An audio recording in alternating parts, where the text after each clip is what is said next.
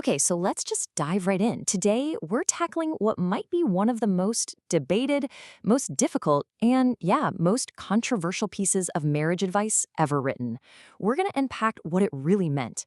And there it is. For a lot of us, reading this verse from the Apostle Paul, it just lands like a ton of bricks, you know? It can sound at best a little outdated and at worst really problematic. But is that what the author actually intended? So, to answer that, we have to do something really important. We have to step into their world, into the first century. And we're going to use the historical and literary context laid out by scholars like Dr. Daniel Darko to guide us. Let's see if we can solve this thing together. Now, to understand this one line, we have to zoom way out.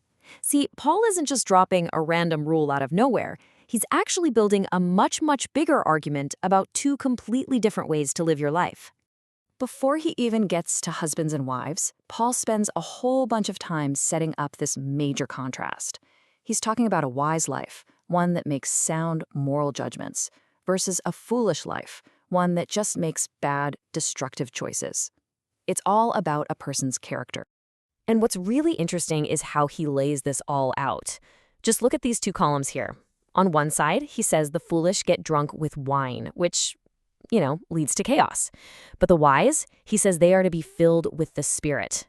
And that single command becomes the launching pad for everything that comes next, including the marriage advice. So this one command, be filled with the Spirit, it's like the hidden key to this whole passage. And according to Paul, this isn't some vague, floaty feeling. No, it produces 5 very specific, very observable outcomes in a person's life and in their community. Okay, let's walk through them. First, the way you talk to people changes. It becomes beautiful, encouraging, like music. Second, you're filled with this genuine joy and praise. Third, gratitude just becomes your default setting. But then, what's that fourth one? What's the final, crucial outcome that sets up the whole marriage discussion? And here it is, submitting to one another. Get this.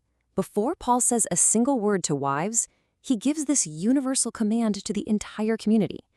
This idea of mutual submission, of putting other people's needs first, it's meant for everyone. And this is the part that is so crucial. Grammatically, in the original Greek language, the command for wives to submit in verse 22, it doesn't even have its own verb.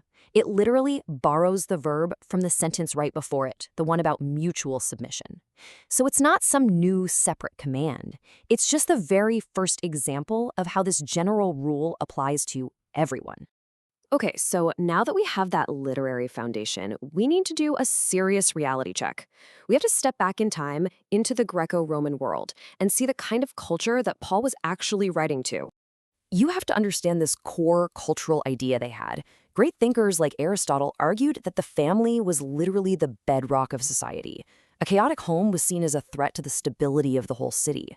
So how you ran your house wasn't just your business. It was a public concern. And the households themselves, they were so different from ours. We're talking about massive age gaps, with husbands often being more than a decade older than their wives. Slavery was just a normal part of life. The man of the house had almost total power. And protecting the family's public reputation, that was everything. This is the world Paul is talking to. On top of all that, there was this big philosophical debate raging about whether marriage was even a good idea. The cynics thought it was a trap, but the Stoics, who were the mainstream, argued that a wise person gets married and raises a family. Now, remember how Paul started this whole thing by talking about living as the wise? He's tapping right into a popular cultural idea his audience would have instantly recognized. All right, so with all that literary and historical context packed into our brains, let's go back and reread Paul's instructions and see how it all clicks together. This table just lays out Paul's strategy so perfectly. He takes the social structures that already existed, wife, husband, slave, master, but then he completely turns them on their heads from the inside. He tells those without power to obey, but he reframes why they do it.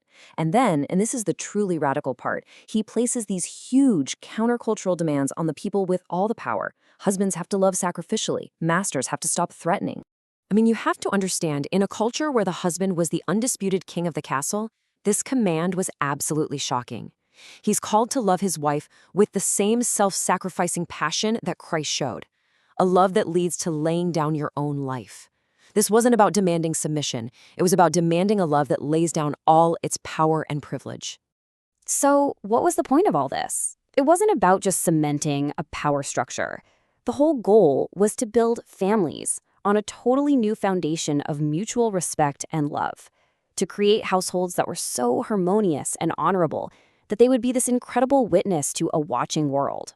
So here's the bottom line. A text that often traces today as pretty oppressive was, in its original first-century world, an incredibly radical and transformative vision for marriage. It challenged the absolute power of the husband, and it elevated the whole relationship to one of mutual, loving, self-giving service. And that really leaves us with a huge question to think about, doesn't it? How does digging into the history, the language, and the culture behind an ancient text change not just what we think it means, but how we might even try to apply its core principles in our own lives today?